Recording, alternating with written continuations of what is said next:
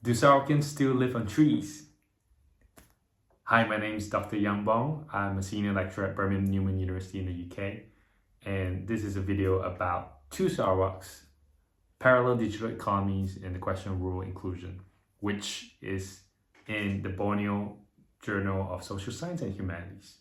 Now, going back to the question of do Sarawakians live on trees? It's partly coming from a place of ignorance and partly from a place of humor. And oftentimes we receive this from our fellow West Malaysian countrymen.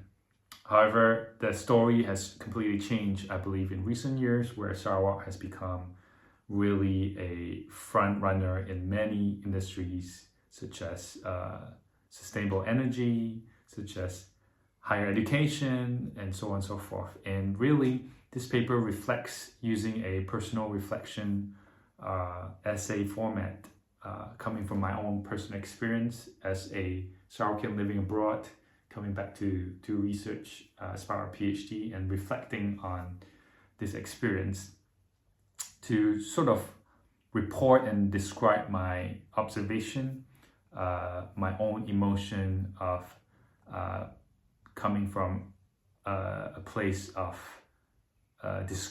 rediscovering what Sarawak is after living there for most of my childhood, and then coming back as a family man in post-COVID, and really at first impression being very shocked at and very proud of the development that has been observed, whether from news headlines, news articles, to even being in Kuching and major cities, seeing how the digital economy and the digital agenda really has seeped into everyday life. I talk about in the article where I was impressed to see even auntie uncles start using QR code Sarawak Pay with ease, and how there's training centers set up across Sarawak really to really train digital entrepreneurs. So I was feeling this sense of pride and also this feeling of, wow, Sarawak has made it, But my fieldwork led me to the rural villages, ranging from rural Kuching to rural Lawas.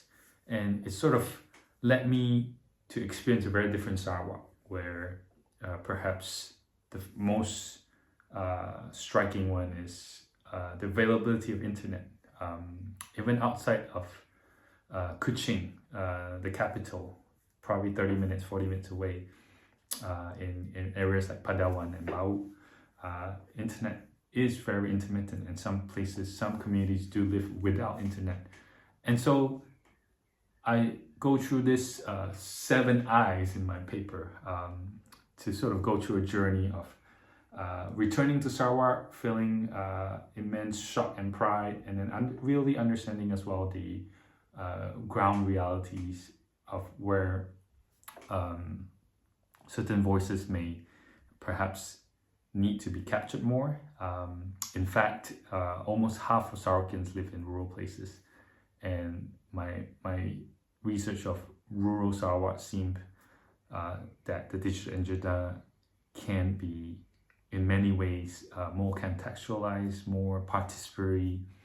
And so the paper really ends with calling Sarawakians and fellow people that care about Sarawak to tell a fuller story, the story that neither do we stay on trees anymore, which is not true from the very beginning, but neither are we a utopian of futuristic tech, digital heaven, where everything runs on hydrogen, or everyone will receive free education. The reality and the ground on the other side of Sarawak, the rural side of Sarawak, is that there are still many gaps to fill, and therefore this paper tries to celebrate what Sarawak has done well, but also to remind us that there's much to be done and much to be considered.